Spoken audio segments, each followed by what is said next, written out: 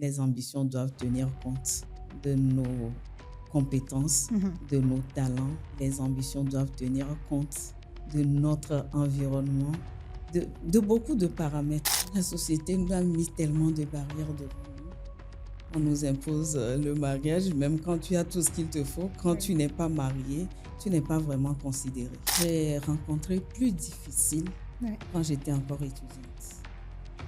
Quand j'étais étudiante, je n'avais personne. Il faut que j'aime mon bébé, que je sois là pour mon bébé. Je me dis, lorsque tu arrives à identifier tes forces et tes faiblesses, il faut mettre beaucoup plus de moyens sur les forces. Lorsque tu te retrouves dans un domaine, il faut vraiment apporter ta touche toute particulière qui fait que tu pourras te démarquer des autres. Tout ce que tu dois faire ne doit pas être juste pour impressionner, juste pour plaire, juste pour être apprécié, mais il faut le faire avec conviction. Il faut le faire en restant toi-même authentique. L'objectif n'est pas de plaire. Avoir de l'ambition, est-ce une qualité ou un défaut? Parce qu'être une femme, c'est aussi savoir prendre sa place avec autorité et audace. Bienvenue dans les dialogues de Dilina. Aujourd'hui, nous allons parler de résilience, de confiance en soi et d'ambition. Bienvenue. Merci Marlene. Comment tu vas? Je vais bien et toi-même? Ça va, tu es toute en beauté. Merci. Cette couleur fait vraiment ressortir ton teint. Merci. J'adore. Alors, bienvenue, très heureuse de te retrouver pour cet épisode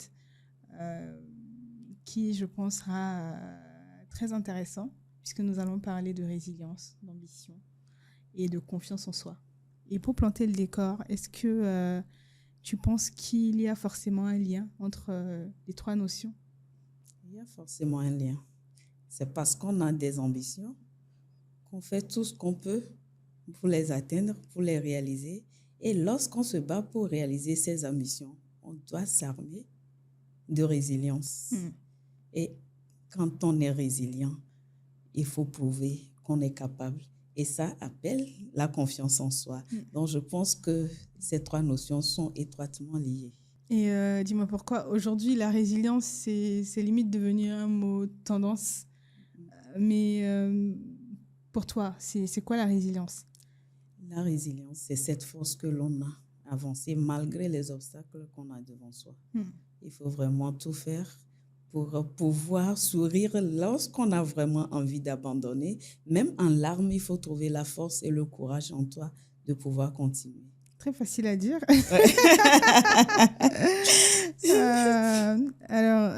Dis-moi, quand on parle d'ambition, on parle forcément, ou pas, hein, peut-être de carrière professionnelle. Tu es d'accord avec moi? Oui, tout à fait. Donc, dis-moi, est-ce que le fait de vouloir aspirer à des grands postes, d'avoir des ambitions, je vais mettre en griffe, démesurées selon certaines personnes, c'est une bonne chose en tant que femme? Il n'y a pas d'ambition démesurée, mais je trouve qu'il faut avoir des ambitions réalistes. Il faut avoir des ambitions réalistes dans ce sens où tu ne peux pas aujourd'hui avoir une formation de juriste et rêver se retrouver en train de donner des formations en stylisme et autres. Il faut avoir des ambitions très réalistes. Parfois, on va au-delà. Quand on nous dit souvent de quitter notre confort, on a l'impression qu'on peut tout faire dans la vie, mais en réalité, ce n'est pas ça. Les ambitions doivent tenir compte de nos compétences, de nos talents. Les ambitions doivent tenir compte de notre environnement, de beaucoup de paramètres. Et donc, ça voudrait dire qu'il y a un lien forcément entre ambition et parcours professionnel? Bien sûr, il y a un grand rapport. Tout commence par des ambitions. Et quand tu veux vraiment réaliser des ambitions, il faut te mettre dans une posture donnée. Et c'est ça qui viendra te tracer le chemin vraiment que tu voudrais suivre. Si aujourd'hui, par exemple, je rêve de devenir avocate, comme je l'ai toujours eu. Rêver. Est-ce que moi, une couturière, je peux tenir? Non, ça ne peut pas aller. Moi, est-ce que je retourne à l'école? Exactement. Donc, avoir des ambitions réalistes pour moi, par exemple, tu es couturière, il faut essayer de voir quel besoin peut se ressentir dans ton environnement auquel tu seras la solution. Si je suis aujourd'hui couturière, je peux avoir pour ambition de devenir une grande couturière du village, par exemple, dans un village où il n'y a pas d'homme tailleur. Je peux rêver aujourd'hui me perfectionner. Je peux rêver renforcer mes capacités pour devenir une couturière, la référence, celle qui assure hommes et dames dans le village. Donc, en réalité, les ambitions nous tracent un parcours professionnel. Les ambitions nous tracent un parcours professionnel. Voilà. C'est intéressant. Je trouve que quand on parle d'ambition, on se heurte à deux catégories de personnes. On a ceux qui veulent, ceux qui ambitionnent d'avoir plus que ce qu'ils ont déjà. Voilà. Comme toi. Comme toi. Ouais. Qui ne cesse de retourner à l'école, d'apprendre, de te perfectionner. Et puis, de l'autre côté, on a des gens qui veulent se contenter de ce qu'elles ont. D'accord ? Là, on va parler des femmes qui veulent se contenter de ce qu'elles ont. C'est-à-dire, si j'ai un petit salaire, ça me va. Si j'ai un petit poste, ça me va. Selon toi, est-ce que c'est... est-ce que c'est de l'humilité ou c'est de la lâcheté ? D'entrée de jeu, je pense qu'il faut quand même relever qu'un petit poste n'est pas mauvais en soi. Parce que les petits postes nous donnent des expériences uniques qui nous serviront si nous rêvons grandir. C'est-à-dire, quand tu prends par exemple quelqu'un qui a eu à occuper un petit poste dans une entreprise, avant de devenir responsable de l'entreprise, sa façon de diriger diffère de celui qui est venu occuper directement le poste de responsabilité. Et je ne veux pas dire que celui qui est venu occuper directement le poste de responsabilité fera moins que celui qui a commencé par le petit poste. Mais je trouve plutôt que celui qui a occupé le petit poste dans l'entreprise a cette expérience, a connu les réalités de la base qui lui permet maintenant de prendre de très bonnes décisions. Mais celui qui vient occuper directement le poste de responsabilité, il doit beaucoup faire, où le temps d'adaptation va être un peu plus long. Parce qu'il lui faut du temps pour connaître les réalités de l'entreprise. Mais c'est chercher maintenant à s'enliser à ce petit poste qui peut poser problème. Maintenant, est-ce que c'est de l'humilité ou de la lâcheté? Rester dans sa zone de confort. L'humilité, quelqu'un d'humble, c'est quelqu'un qui, malgré qu'il a conscience, qu'il connaît très bien ses faiblesses, ses limites, il essaye quand même d'avancer. Et quelqu'un qui est lâche, c'est quelqu'un qui, devant la peur, il recule. Il a peur de prendre des risques. Et là, je dirais, sans hésiter, que c'est de la lâcheté. Mais seulement, on peut à un moment donné penser que c'est de la lâcheté, mais il peut arriver également que la personne se batte quand même pour avancer, sauf que les résultats ne sont pas visibles. Mais si c'est délibérément que la personne choisit de se contenter de ce minimum, je pense que c'est de la lâcheté. Et est-ce que, toi, dans ton parcours ou dans tes différentes vies ou dans tout ton processus professionnel, académique, est-ce que tu penses que nous, les femmes, on a tendance, en tout cas, ou les femmes que tu as rencontrées, ont tendance à viser loin, plus haut, ou veulent jouer juste la carte de la sécurité? Je pense que quand je regarde, je vois des jeunes filles, des jeunes dames qui rêvent grand, qui visent haut, qui sont prêtes à tout pour réaliser leurs rêves. Et on les voit se mettre vraiment à fond pour le réaliser, sauf qu'à un niveau donné, elles commencent par jouer la sécurité. Alors, pour toi, c'est quoi jouer la sécurité? Jouer la sécurité, c'est juste se contenter de ce minimum qu'on a. C'est juste faire l'essentiel, avoir le peu qui nous permet de survivre. Et ce qu'il y a, c'est que, comme je le disais, c'est que quand tu vois la jeune fille, elle est très déterminée à évoluer. Mais quand elle rentre dans la vie active, elle veut se mettre en couple, elle veut avoir des enfants. Et c'est là que tu la vois commencer maintenant par baisser ses standards.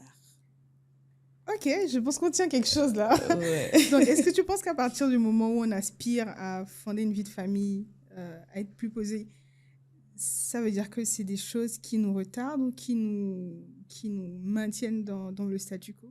La société nous a mis tellement de barrières devant nous. On nous impose le mariage, même quand tu as tout ce qu'il te faut. Quand Ouais. tu n'es pas marié, tu n'es pas vraiment considéré. Tu n'es pas complète. Tu n'es selon pas eux. complète. On a toujours cette impression, comme s'il y a quelque chose qui ne va pas avec toi, on te met toutes les pressions. Et quand la jeune fille, elle se met finalement dans un foyer, il y a de ces normes auxquelles elle se soumet. On lui demande d'être cette femme qui doit s'occuper de la maison, de l'entretien de la maison, l'éducation des enfants. Et s'il arrive que ton mari n'ait pas un très bon niveau, toi-même, tu as du mal à te mettre au-dessus de lui. Et une femme qui est au-dessus de son mari, on la traite de tout. La société ne voit pas du tout bien ça. Et il faut que la femme elle-même soit mentalement forte ou que son mari accepte l'accompagner. Mais il se fait que dans les cas les plus fréquents, l'homme n'est pas prêt à accepter la femme qui est au-dessus de lui. Donc, pour pouvoir instaurer une harmonie dans le foyer, assurer le bien-être de la famille, la femme, elle est prête maintenant à se contenter du minimum qui rassure son mari et qui lui garantit l'équilibre familial.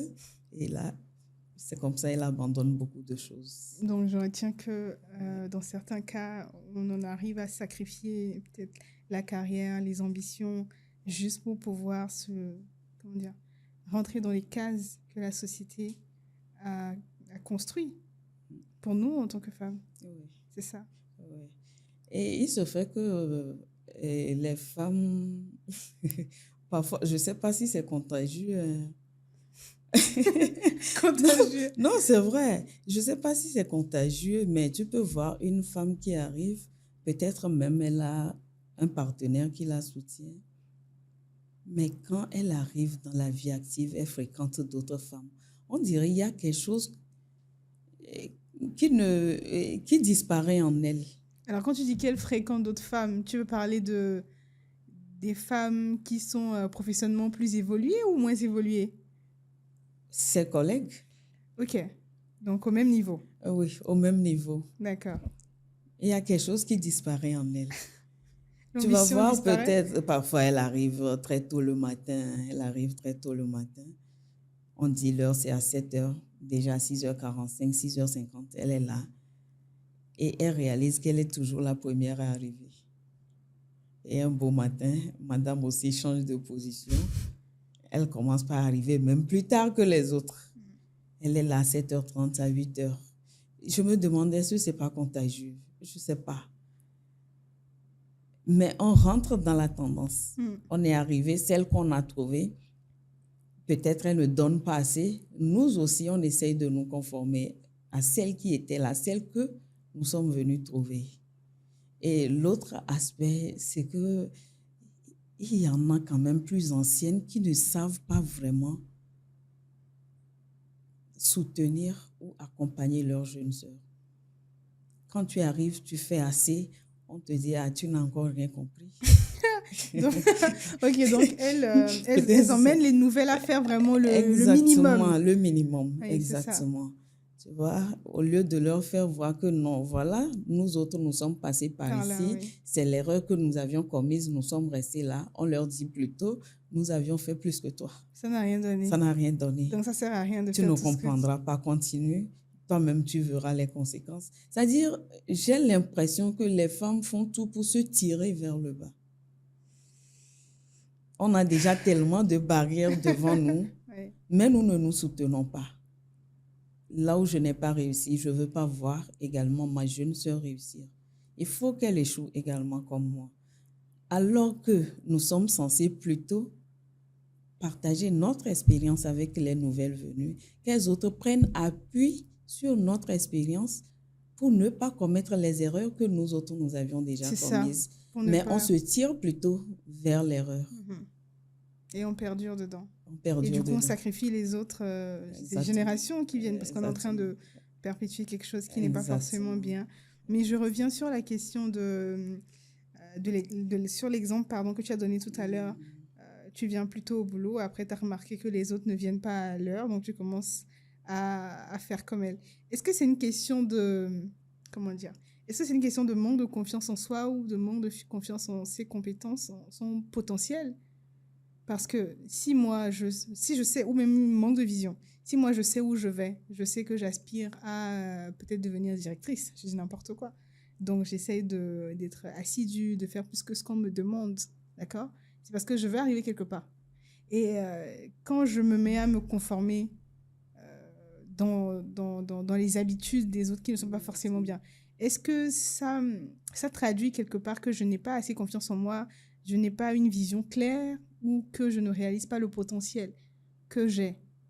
Moi, je pense que c'est un manque de vision. Manque de vision. C'est un manque de vision. Et quand tu manques de vision, il faut reconnaître que toi-même, tu ne sais pas vraiment ce que tu veux faire. Et tu te perds à tout moment. Il faut qu'on te présente quelque chose. Tu as toujours l'impression que là-bas serait mieux. Et c'est comme ça que tu te perds. Mais il faut également faire voir que la confiance en soi peut jouer également dans ça. Puisque quand tu entreprends quelque chose et quelqu'un te dit c'est faux, si toi-même tu ne crois pas en ce que tu es en train de faire, tu vas abandonner.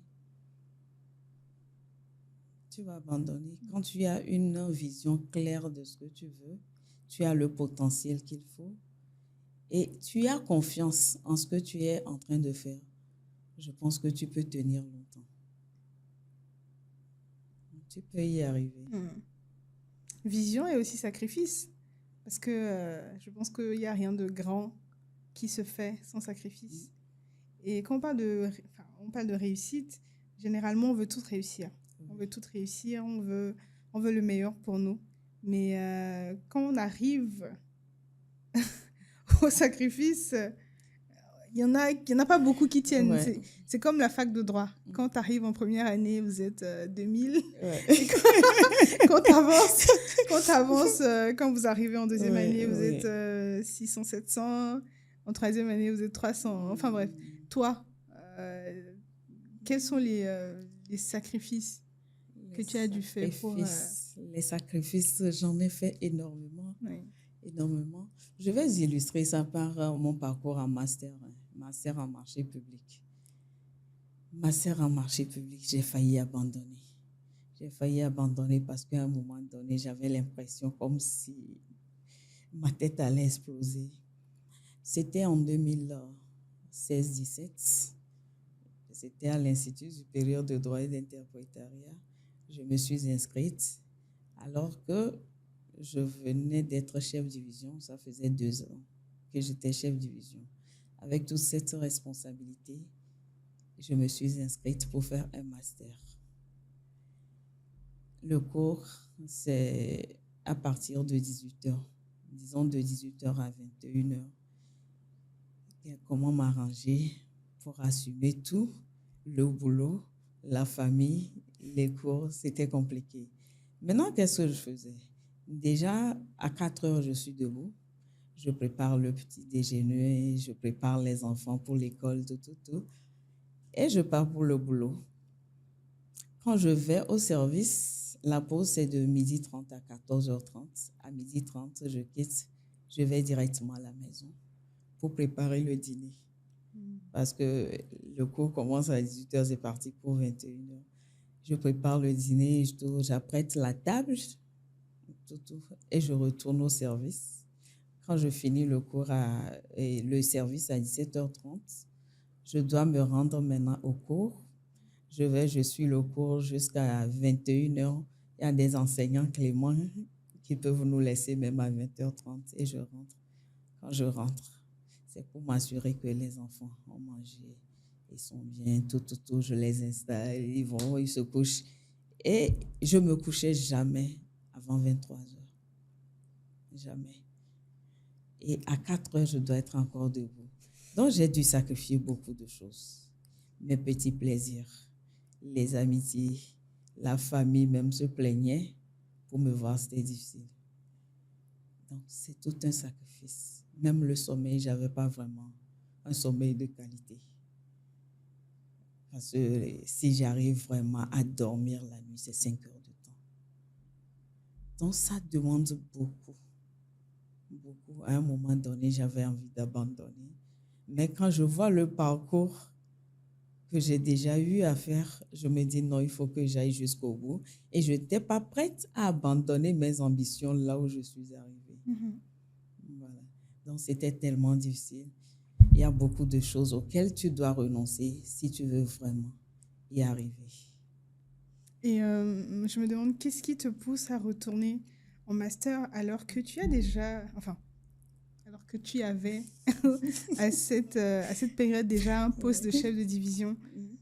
Bon, ça, je l'avais expliqué et dans le premier épisode, c'est-à-dire que je me voyais dans la consultation. Et si je dois faire la consultation, il faut que je sois complète.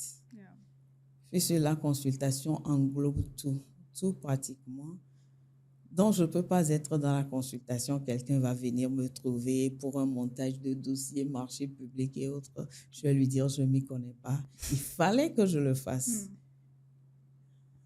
Donc, voilà un peu. C'est vrai que je n'étais pas prête à cet instant à rentrer dans la consultation. Mais comme j'envisageais faire la consultation plus tard, j'ai trouvé que ce serait intéressant que je me fasse former en marché public et financement de projets. En tout cas, l'ambition était claire, tu étais décidée et tu voulais surtout gagner beaucoup d'argent. Donc, tu n'as pas lâché. Non, je n'ai pas lâché. Il fallait que j'aille jusqu'au bout. Est-ce qu'à un certain moment, tu t'es demandé si tu faisais bien? Est-ce que les moments de doute, les moments où tu n'avais pas forcément du temps pour ta famille, pour tes enfants, pour tes amis, etc., est-ce que ça t'a fait remettre en doute le parcours ou le cheminement que tu étais en train de faire? Oui, le doute, il y en avait. Il y en avait. Mais chaque fois que je reprends un peu les raisons qui m'ont amené à le faire, je me dis non, je ne peux pas me tromper. Et ce qu'il y a, c'est qu'avec le temps, je me suis dit un diplôme quand même, ça ne se perd pas. Hein. Ça ne prend pas la poussière. Oui, quel que soit le diplôme, il ne faut pas le négliger. Ça me servira un jour, à coup sûr. Donc, c'est vrai, les doutes remontaient de temps en temps. Mais quand je revois les raisons qui m'ont poussé, je pense que je devais aller jusqu'au bout. Et puis abandonner, je trouvais ça aussi très lâche. Je trouvais ça très lâche. Et je ne supporte pas trop les humiliations. Je me dis, ce serait un sujet de moquerie à mon égard. Oui. Donc, il faut que j'aille jusqu'au bout. Je préfère qu'on se moque de moi d'avoir eu un diplôme qui ne me sert pas. Qu'on se moque de moi de m'être engagée sur une voie. Sans avoir les compétences. Exactement. Donc, je voulais aller jusqu'au bout. Le diplôme ne sera jamais perdu, il me servira. Et jusqu'à aujourd'hui, il me sert de toutes les façons. Et qu'est-ce que ça te faisait de te retrouver? Parce que Institut supérieur de droit et d'interprétariat, quand tu entres en master, forcément, tu as des gens beaucoup plus jeunes que toi. Oui. Est-ce que ça te faisait bizarre de te retrouver au milieu de tes petits frères, de tes petites sœurs, tes petites sœurs? Ça faisait plutôt plaisir. Ah. Quand j'arrive, tout le monde vient, madame, madame. J'étais plutôt une référence pour eux. Oui. La plupart venaient vers moi pour des expériences bien plus pratiques. D'accord. Les marchés publics, c'est aussi le droit. Hein. Donc, quand ils viennent vers moi, ils ont besoin de certaines informations liées à la fiscalité et autres. Là, je faisais voir tout ce dont j'étais capable, tu vois. Et ça fait plaisir de se retrouver parmi ces jeunes qui viennent toujours vers moi pour avoir des conseils, pour solliciter de petits services. C'était plutôt très intéressant. Donc, en fait, ça prouve vraiment qu'il n'y a pas d'âge pour retourner à l'école. Non, il n'y a pas d'âge. Il faut juste clarifier ses ambitions, avoir la vision et puis faire les sacrifices qu'il faut pour y aller. Exactement. C'est ça. Exactement. Et donc, en faisant ça, tu as brisé quelque chose que nous, les femmes, on n'arrive pas toujours à faire. Se sacrifier pour les autres, plus pour les autres que nous-mêmes. Qu'est-ce qui t'a fait tenir? Est-ce que je pouvais me sacrifier jusqu'à ce point? Je ne pouvais pas. Je ne pouvais pas. D'abord, je l'ai dit, moi, je suis devenue mère et épouse en étant étudiante. Et mes parents, la seule chose qu'ils m'ont demandé, c'est de leur promettre que je continuerai mes études jusqu'au bout. Et c'est une promesse que je leur avais faite. Donc, j'ai rencontré plus difficile quand j'étais encore étudiante. Quand j'étais étudiante où je n'avais personne, il faut que j'aie mon bébé, que je sois là pour mon bébé, que j'aille suivre les cours, que je fasse les TD, que je m'occupe de mon foyer. C'était tellement difficile. De sorte que cette période difficile a été très formateur pour moi, de sorte qu'aujourd'hui, c'est rien. Ces sacrifices ne me font plus peur. Ce sont des sacrifices que je consens très facilement. Juste porter son bébé au dos, faire les TD jusqu'à 1 heure, se coucher, se réveiller, le laver, le mettre dans son berceau, aller au cours. Je ne vois pas quel sacrifice peut encore me dépasser. Ouais. Et je me dis, tout ça là, ça fait partie de l'éducation. Hein. Ça fait partie de l'éducation. Moi, très tôt, on m'a appris à me battre. Je me suis battue et j'ai commencé par me battre très tôt pour ce que je pouvais, pour ce que je voulais plutôt. Et avec l'éducation que j'ai reçue, je n'ai pas le choix. Je te le dis, ma première leçon de résilience que j'ai eue, j'étais en classe de 4e. C'est en classe de 4e que j'ai eu ma première et plus grande leçon de résilience qui continue de me conduire, de me guider jusqu'à aujourd'hui. Et là, c'était quoi? Je t'avais dit ici que je me suis battue contre la maladie quand j'étais encore très jeune. Et je me rappelle, j'étais en 4e quand je traînais un mal chronique. On m'a mis sous traitement, mais le traitement, le soignant nous avait dit clairement que le traitement va m'affaiblir. Et il se fait que quand j'ai commencé le traitement, non seulement ça m'affaiblit, ça me donne le vertige, les nausées, tout est mélangé, à tel point que finalement, pour me permettre d'aller au cours, c'est seulement les week-ends que je pouvais faire le traitement. Donc le samedi, dimanche. Quand je suis là, je ne peux rien faire, puisque quand je me lève, je ne vois rien. Je suis obligée de m'allonger. Ce sont mes frères qui me donnaient tout ce dont j'avais besoin. Il se fait qu'un jour, je me suis retrouvée seule avec maman. Je dis, j'ai soif. Elle me dit d'aller boire l'eau. Et je ne peux pas marcher. Quand je me lève, je ne vois rien. Je vais marcher comment? Elle me dit, c'est que je n'ai pas encore soif. Ah, c'est ça, nos mamans. Mais j'ai regardé, je ne pouvais pas. Je suis restée sur place pendant plus d'1 heure. Sans boire de l'eau, j'avais soif. À un moment donné, je pleurais parce que maman ne m'aime pas en réalité. Et elle est revenue. C'était ma première fois de voir ma maman pleurer. Et quand elle est revenue, qu'est-ce qu'elle m'a dit? Elle dit, tu sais, on fait tout pour que tu guérisses. Mais ta guérison n'est pas garantie. Donc, si tu guéris, c'est tant mieux. Si tu ne guéris pas, tu dois apprendre à vivre avec ça. Donc, lève-toi et va boire de l'eau. Tu t'es levée? Je n'arrivais pas. J'étais là jusqu'à ce qu'à un moment donné, elle-même vienne me tenir la main. Elle me dit, je vais te lever. Mais dès que tu te mets debout, je te laisse. Je suis derrière toi. Si tu tombes, je vais te rattraper. Et je me suis levée. Quand je me suis levée, ce qui est surprenant, c'est que je suis allée chercher l'eau. J'ai bu, je suis venue me rallonger sans avoir de chute. Et il se fait que c'est depuis ce jour-là, même quand je prends le traitement, je bouge, je fais tout ce que je veux. C'était un peu dans ta tête, quoi. Et c'est le jour-là que j'ai compris qu'en réalité, je peux vaincre la peur à tout moment. Et aujourd'hui, la peur, c'est le sentiment le plus naturel que je puisse ressentir en fait. Quand j'ai peur, j'agis. La peur ne m'arrête jamais parce que je sais que c'est la peur qui m'a toujours freinée et j'évolue avec. Chaque fois que je me retrouve dans une situation, je dis non, si moi j'ai pu me lever dans le temps, j'ai marché jusqu'à voir l'eau revenir, je n'ai pas eu de chute. Merci à maman d'avoir refusé de te donner de l'eau Tu vois? ce jour-là. En tout cas, bravo hein, pour ton parcours. Je suis très admirative de ta capacité à retourner à l'école. Déjà, je trouve que c'est pas toujours évident, d'autant plus que, comme tu l'as dit, hein, qu'on rentre dans la vie active, qu'on commence à gagner sa vie.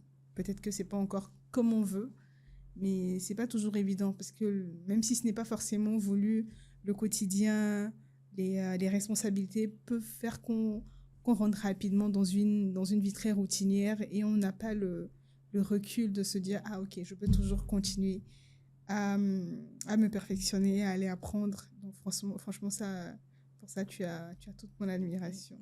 Merci. Et dis-moi, est-ce que tu penses qu'on peut construire une confiance en soi sans jamais traverser des choses difficiles? Oui, c'est possible. C'est possible de construire sa confiance en soi sans traverser des épreuves. Et il faut observer généralement les enfants. Moi, je le vois au niveau des enfants. Et je me dis, la grande confiance même s'apprend dès le bas âge. Et il faut voir par exemple nos enfants. Il y a 2 enfants, tu vas voir celui qui s'est senti tellement aimé dans son enfance. Il ne réagit pas de la même façon que celui qui a été rejeté ou celui qui a manqué d'affection dans son enfance. Donc, il faut vraiment que nous autres, aujourd'hui, nous essayons d'éduquer autrement nos enfants, surtout les filles, pour les amener à avoir beaucoup plus confiance en elles. Une fille qui s'est retrouvée dans une famille où on l'a fait passer toujours après les garçons, il y aura toujours un problème avec elle. Elle aura toujours cette tendance à venir après les autres quand elle va rentrer dans la vie active. Une fille à qui on n'a jamais reconnu ses efforts,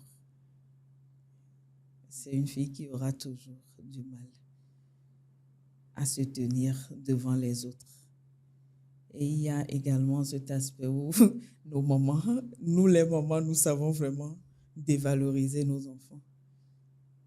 L'enfant fait quelque chose, c'est pas bien. On lui crie dessus, tu as toujours été nul, je savais que tu ne pouvais rien faire de bon. C'est-à-dire, il y a de ces propos que nous tenons qui dévalorisent les enfants et qui leur fait perdre confiance en eux. Et quand ils grandiront, ils auront tendance à dégager ça partout où ils iront. Même les femmes, quand elles se retrouvent dans des foyers, on ne les valorise pas, tout ça là, elles sont tentées de rester parce qu'au moins, cette personne arrive quelquefois à lui dire de bonnes paroles qu'elle n'a jamais entendues auparavant. Donc, il y a beaucoup de choses qui contribuent à la confiance en soi. Il faut également se faire former. La formation joue aussi un rôle. Quand tu te retrouves quelque part, tu sais de quoi tu parles.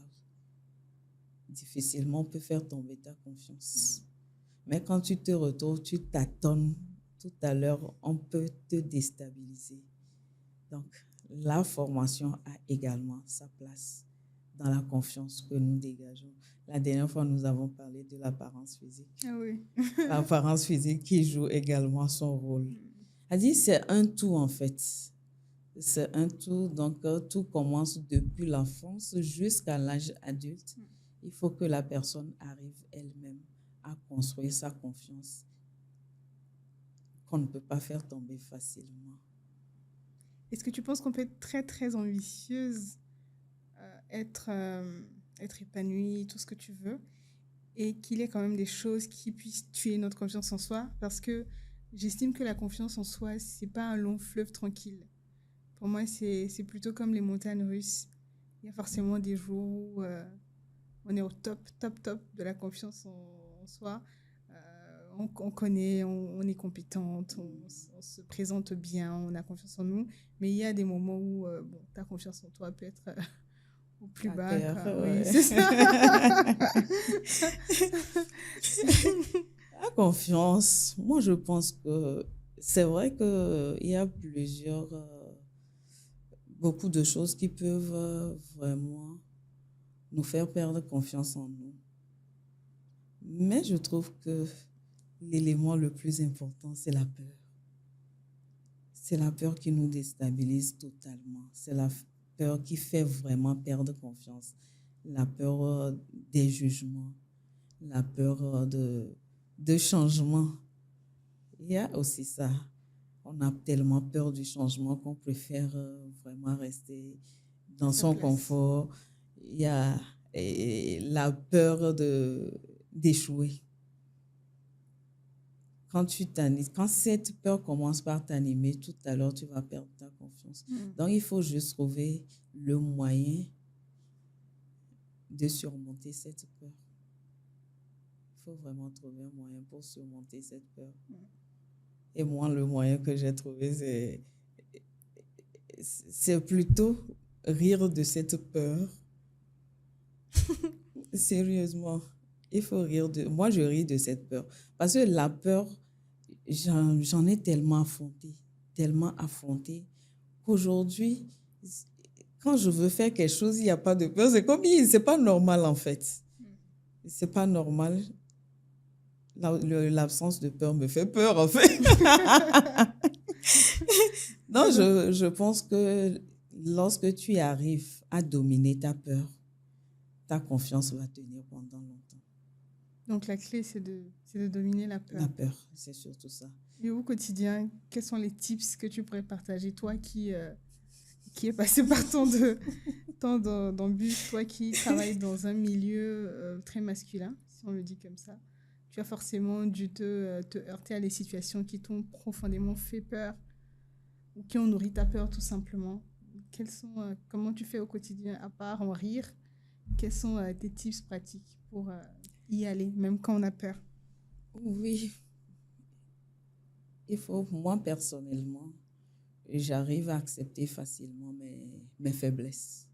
Donc, je me dis, dans un premier temps, il faut réussir à connaître tes forces et tes faiblesses. Il faut faire une analyse SWOT, quoi. Oui.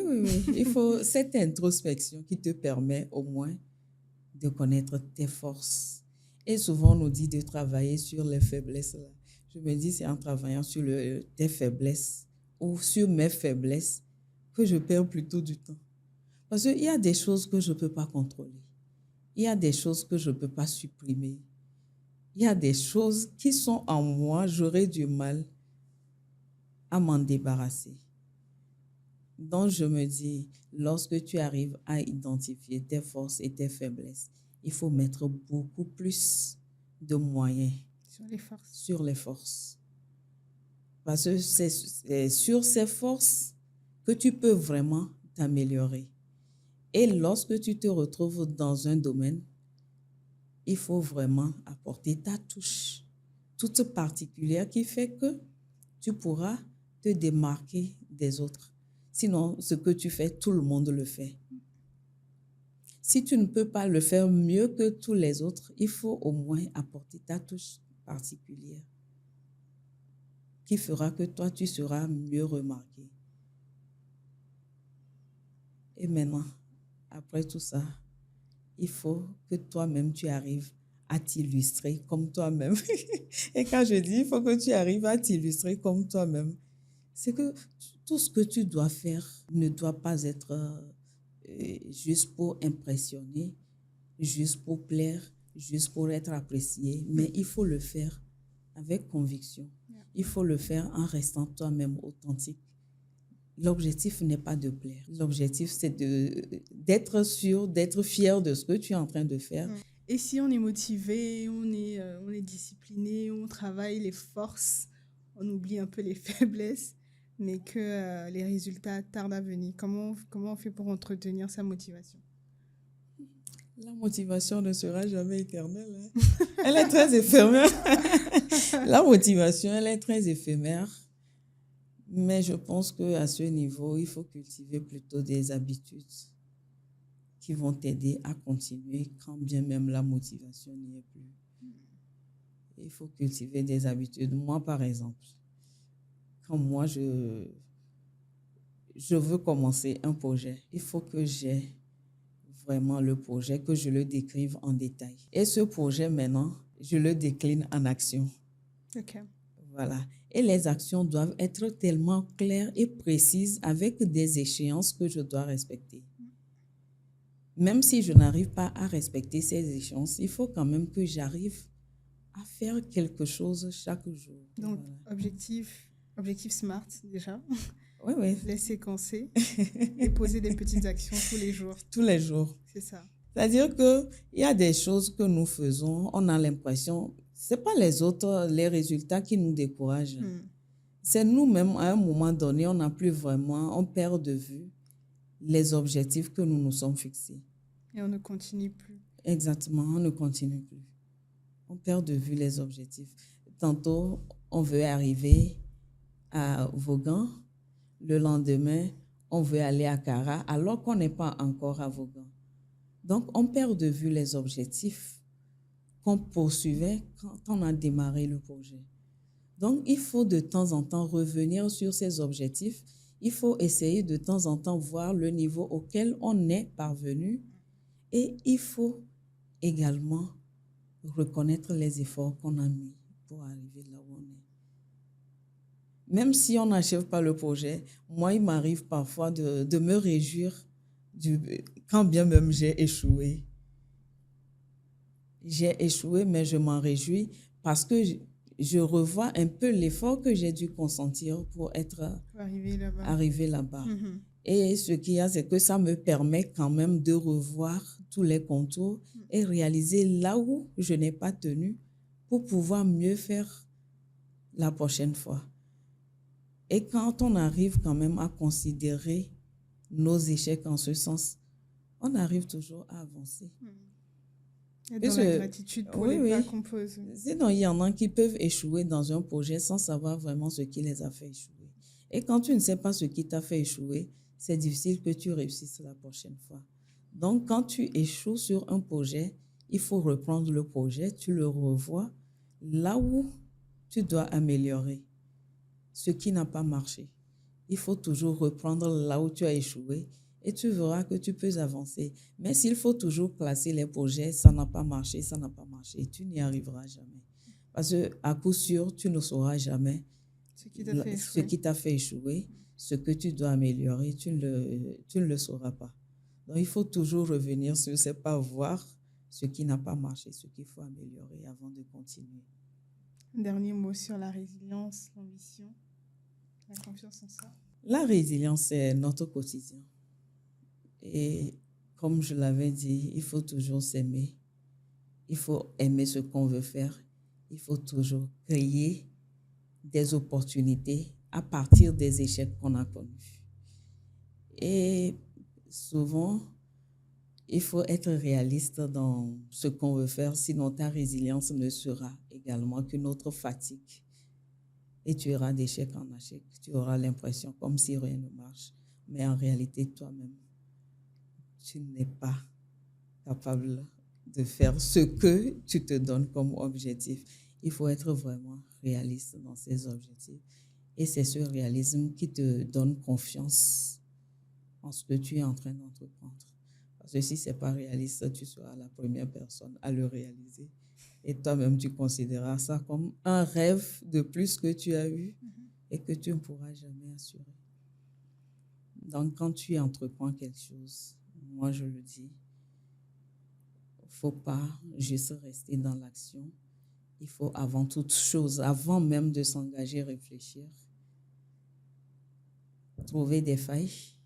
Moi, par exemple, quand j'arrive quelque part, j'arrive à me faire remarquer, pas parce que je suis meilleure aux autres, mais quand j'arrive, je cherche toujours un point sur lequel les gens n'agissent pas trop. Je cherche toujours à voir qu'est-ce que je peux apporter ici. Et là, quand j'arrive à trouver cette faille, moi-même, je crée les occasions pour être la solution pour ce problème en réalité. C'est pas de la manipulation? Non, c'est pas de la manipulation. C'est-à-dire, tu es arrivé quelque part, Ouais. il y a un point qui est négligé, mais que toi, tu trouves plutôt intéressant. Et maintenant, toi-même, tu fais tout pour créer. C'est-à-dire, tu fais tout pour ressortir, pour faire remonter cette faille.